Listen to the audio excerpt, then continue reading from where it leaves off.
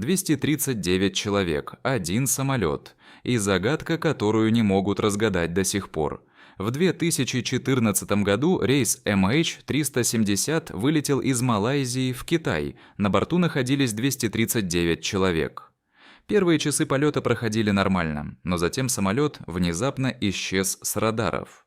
Никаких сигналов бедствия экипаж не передавал.